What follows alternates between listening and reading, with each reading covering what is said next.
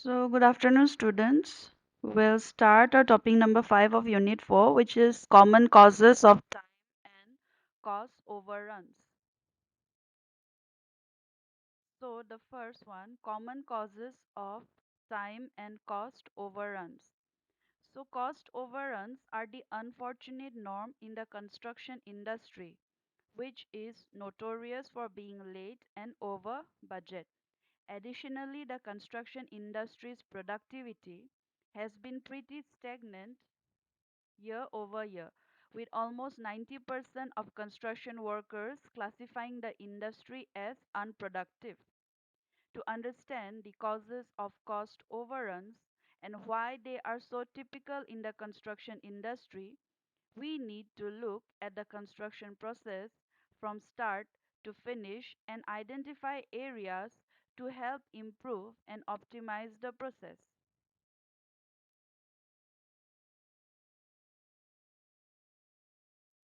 So the first one of cost and time overrun is time management. How is the time managed in a construction project? Time management is often one of the biggest pitfalls of the construction project. So when workers are spending a significant portion of their day waiting to begin working, it slows down the entire project and ends up being extremely costly. According to the USG plus US Chamber of Commerce, almost 90% of construction workers classify the industry as being unproductive. It is common for construction workers to waste up to half of their day waiting even to begin their part in the project. With effective construction workforce management, this downtime could be drastically reduced, significantly increasing the productivity level of workers on the job site.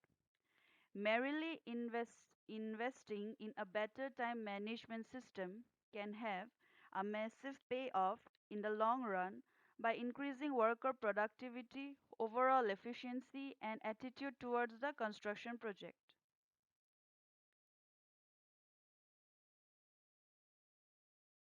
Next, labor shortages. Increasing material costs is one of the unfortunate causes of cost overruns in the construction industry that shows no sign of leveling out. With the more temperate weather and longer daylight hours of the summer season comes an increase in the demand for both materials and labor, driving up the price for both. So the construction industry is facing an increase in construction costs year after year, making profit margins slimmer than ever. So additionally, construction material costs are facing a year-round pricing increase, rising nearly 5% during the 2018 calendar year. Nearly 80% of respondents to a survey in August 2017 reports that firms are having difficulty filing hourly craft worker positions. With the shortage of labor and rising demand for materials, the construction industry faces an unavoidable increase in construction costs in 2020. However, firms can minimize the impact of this rising costs and maximize their profit margins by streamlining their construction process. Number 3, inaccurate project estimates. It's a common knowledge in the construction industry that the bidding process can get competitive. However, due to the nature of this process, sometimes estimates can under account for costs and not truly reflect the scope of the project. Therefore, critically analyzing project estimates is an essential part of setting accurate and realistic project goals. Number 4, project design errors. Design plans are the backbone of a construction project. Regardless of it, if there is the correct amount of time and resources allocated, poor project design's error almost certainly results in cost overruns. Construction management software helps to mitigate many errors in construction design. Tools like construction workflows that use data can be extremely beneficial for project managers to oversee correct project delivery along with reducing the risk of errors and delays as well. Construction software holds the keys to helping a construction project succeed.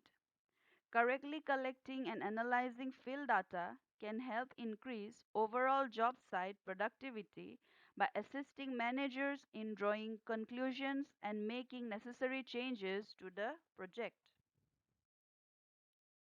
Number 5, administrative mistakes. Proper construction workforce management can help minimize wasteful spending and improve the likelihood of completing a project on time.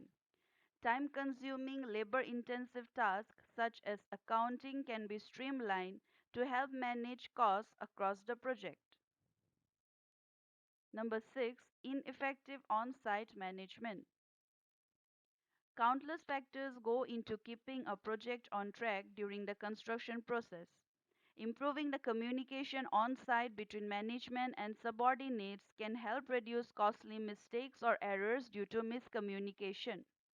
So, effective construction workforce management is crucial to keep a project on track, and a good construction project manager optimizes both job site operations and employs labor hours to complete the job more efficiently. In continuation, using project management software can be very helpful on site to help improve productivity and workflow. Project management software helps project managers to communicate essential information with workers, including optimal start times, the flow of tasks, or any changes to the scope of the project instantly across the entire job site. Number 7, unplanned cost. Cost management is an integral part of effective construction project management, and without successful cost management, a construction project will not be successful. Cost management entails budget creation and management using plans and estimates created in the planning phase. One of the most challenging aspects of the job is ensuring the project sticks to the approved budget, which can be accomplished through risk mitigation. Next, lack of communication. Having an open stream of communication between all workers on the job site is key to a project success, and collaboration helps them make this a reality. In construction, there are a numerous amount of different specialized subcontractors involved in achieving a final project. Collaboration from the planning phase to close out the project can have a significant impact on the overall efficiency and effectiveness of a project. Communication skills are a necessity in almost any job, but especially for a construction manager. Working with several different stakeholders at once requires the construction manager to have a clear, practical, and concise communication, one of the most essential construction management skills. So, this is your weekly assignment number 9. First question is you have to explain in details about the aesthetic factors and cultural factors that determine site analysis. Second one, what are the various governing factors for a site plan? And the third one is explaining the main influence of cost and plan. The last date of submission is given here, and the time for receiving the assignment is also given here. It's still 12:30 p.m. of 28/6. Since the CRs used to send part by part, so for their convenience, I am giving the time till 12:30 p.m. for every assignment. You can give your attendance in the chat box. Thank you.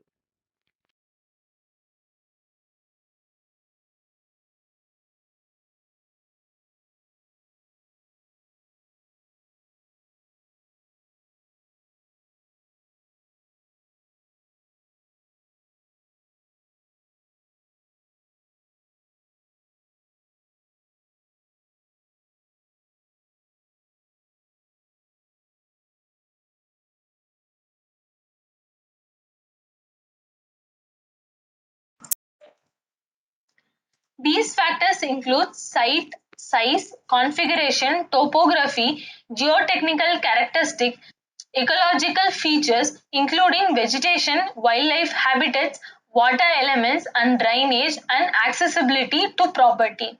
When you're designing something on your site, you need to also understand not only about surrounding spaces and surrounding concerns, but also about the site, which how your land is being topographed, and what is the gradient percentage of your site, and where your actual water table is present, and where the water table is very high, so that you can locate your bore points, or points from which the water can be taken and be distributed from to the different parts of the site. So all this can be designed only if you have a thorough understanding and knowledge about the site.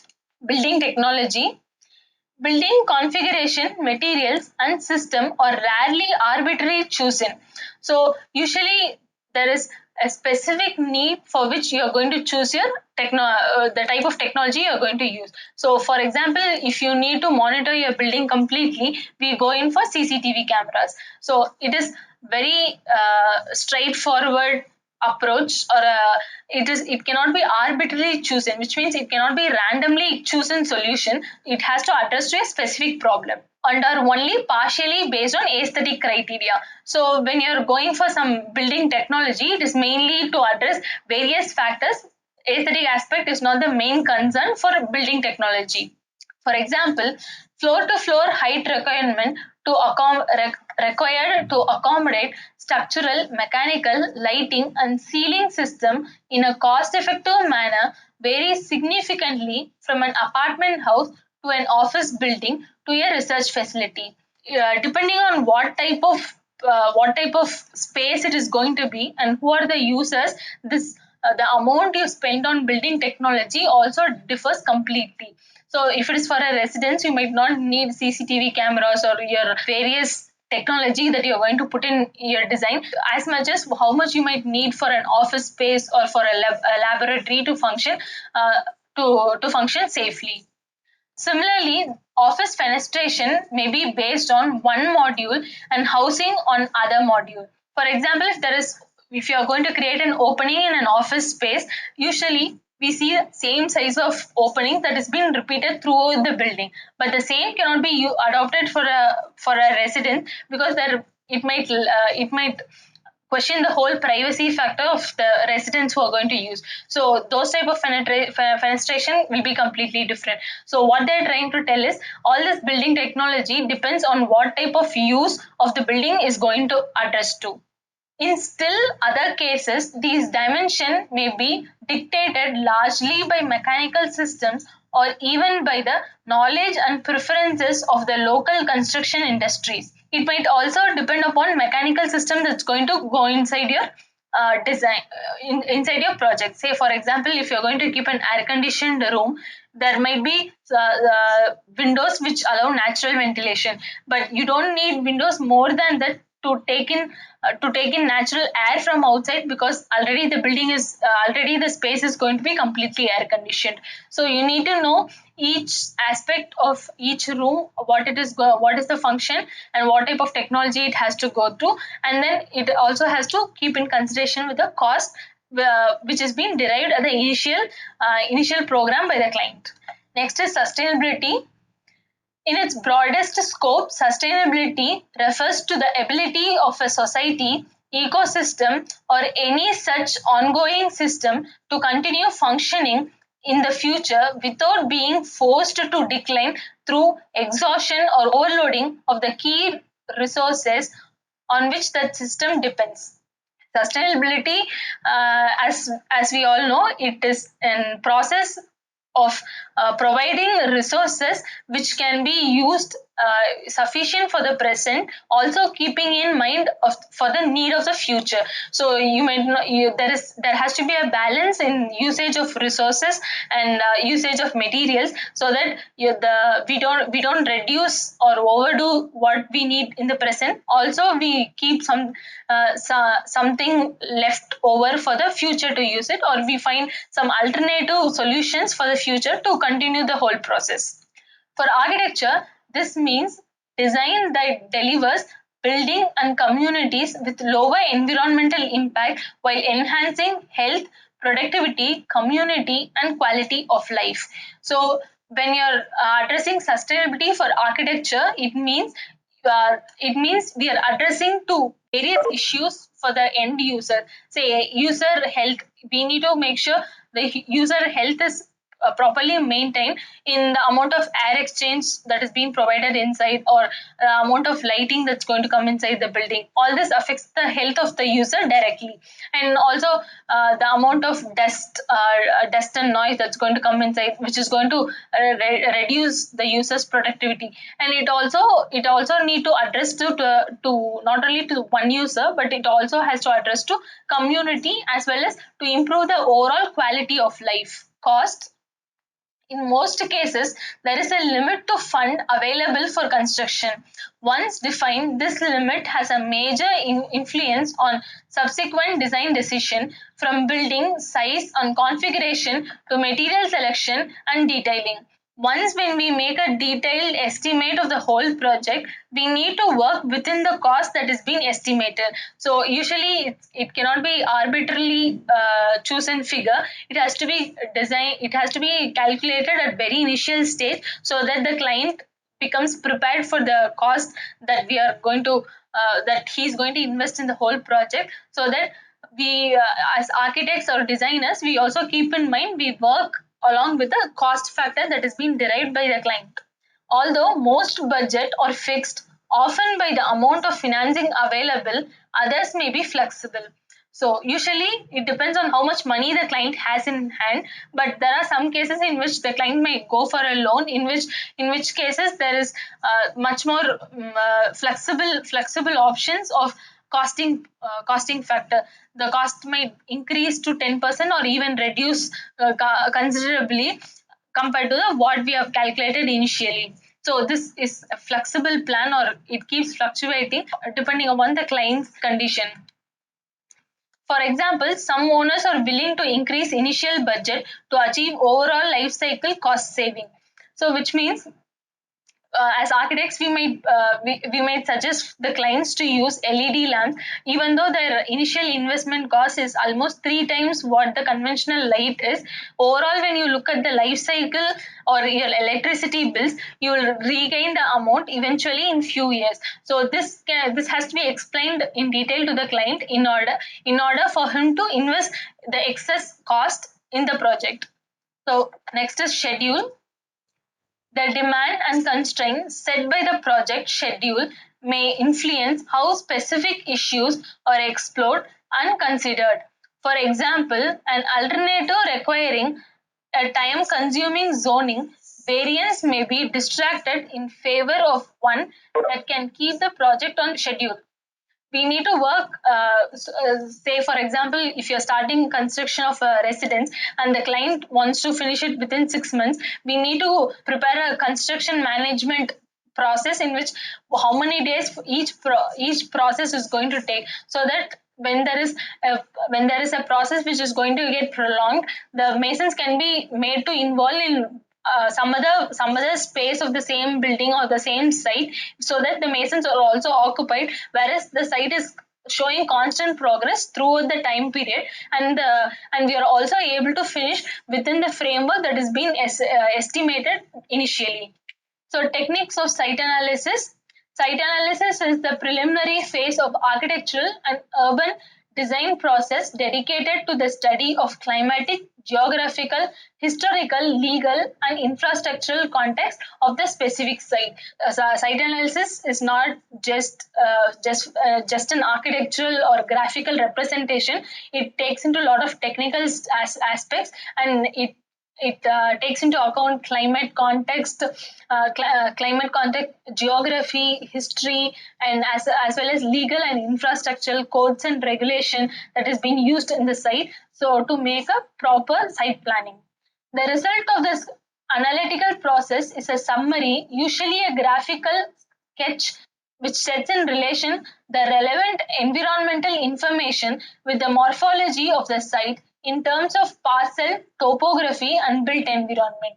So, as we analyze, we are able to come into much more clearer understanding of the site, which will already give us information about where the building can be ideally located and what type of drainage system can be provided and how services can come from outside to the inside and how uh, waste can be disposed from outside to inside. All this information you will get clearer once you make a proper site analysis. This result is then used as a starting point for the development and environmental related strategy during the design process. So once you understand about the whole site analysis, this will help you in creating environmental related strategy. For example, when we know how the wind is going to come through, it is possible for us to avoid the wind if it is necessary or use the wind beneficial to get rid of the hot temperature or hot air outside.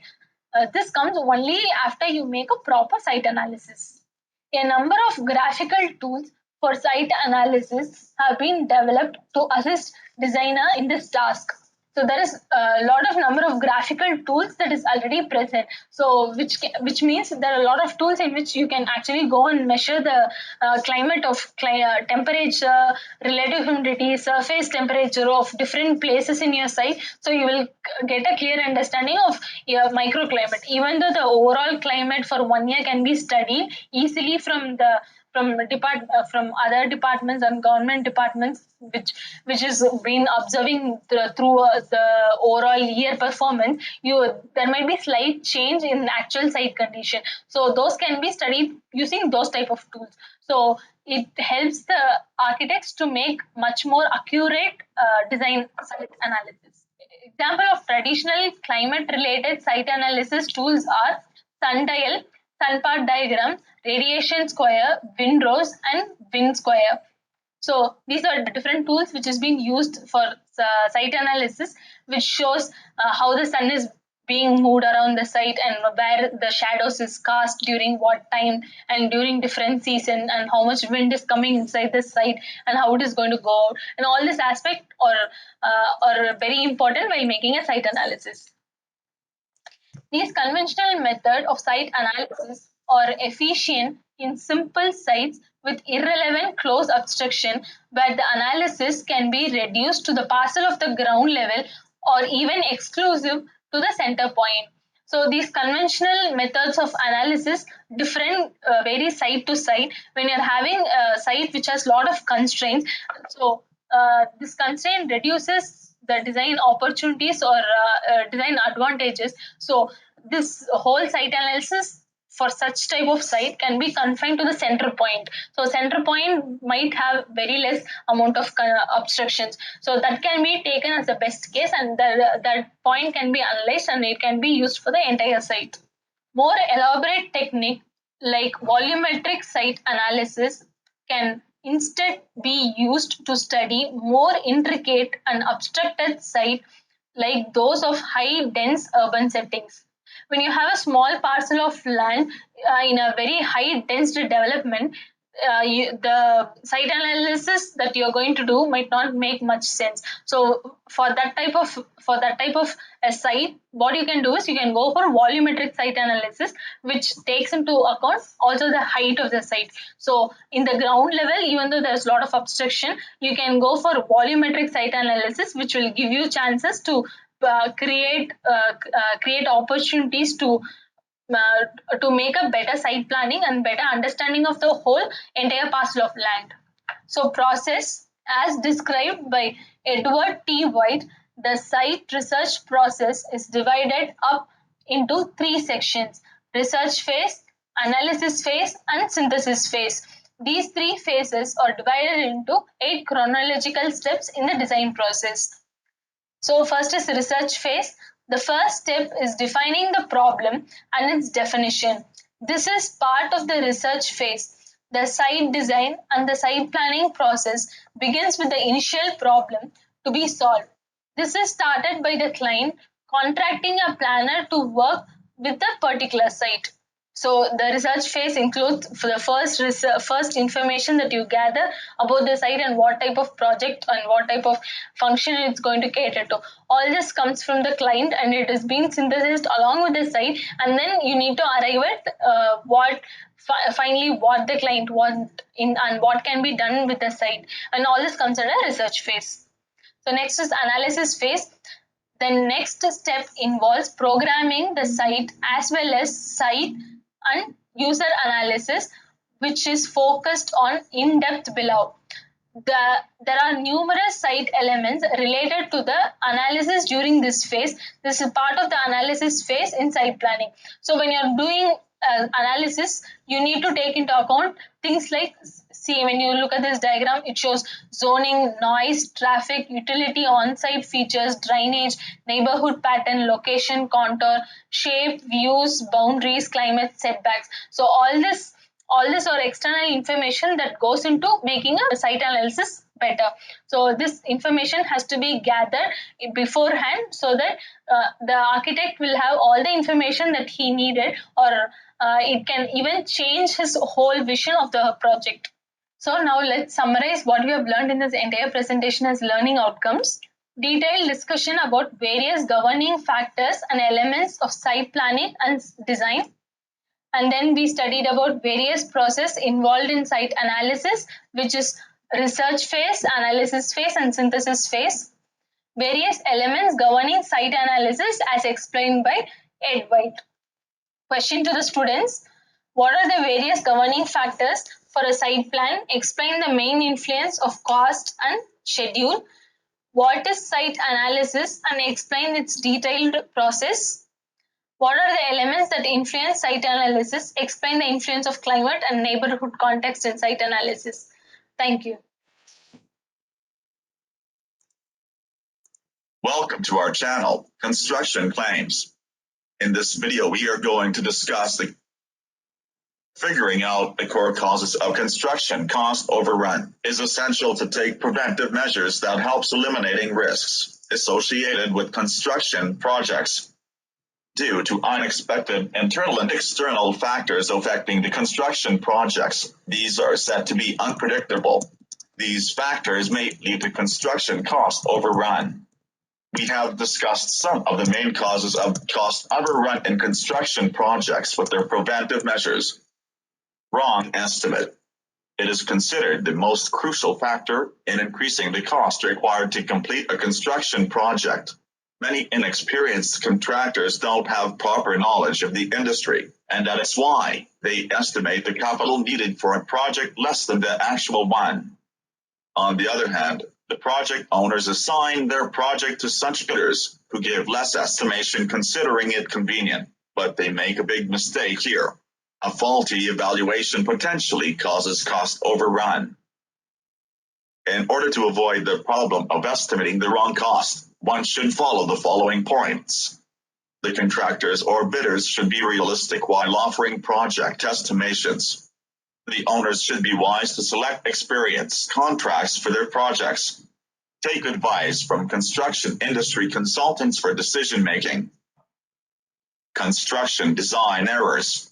Sometimes contractors ignore the potential error in the design of the project, which ultimately leads to cost overrun in construction projects. It is because errors in design require to be corrected during the construction phase, and for this, many changes in the architecture might be made to eliminate defects. Generally, the design errors are made unintentionally while the project is in the planning or architectural design phase. But sometimes contractors make changes in the project without informing the project owners. It is critical damage to the construction projects. To eliminate the risk of construction claims due to the errors in construction design, consider the following points. Hire experienced architecture companies to meet your requirements fully. Contract with the trusted construction engineers and projects managers. Get help from industry experts to avoid future inconvenience. Unexpected delays. One of the most common causes of cost overrun in construction projects. Delay in the completion of construction projects might be owing to the negligence of contractors, mistakes done on the part of administrators, or from the project owner's side. All in all, delays are detrimental for capital projects because it causes cost overruns. There is no denying that postponement of any project is not good for contractors as well as the project owners, but the ultimate blow is to the investors in terms of cost increment. It is because prices increase over the time if the project remains suspended for a considerable time period. Delay is somewhat considered to be an uncontrollable factor in construction projects, but some preventive measures can be taken to minimize the risk of delays in construction, such as the project plan must incorporate inflation rate and expected an increase in demand and material costs. The risk of delays should be eliminated by considering external and internal impacting factors. Part of the experience, yet highly professional services of delay expert for better estimation of project postponement and its solutions. Thank you for watching the video. Please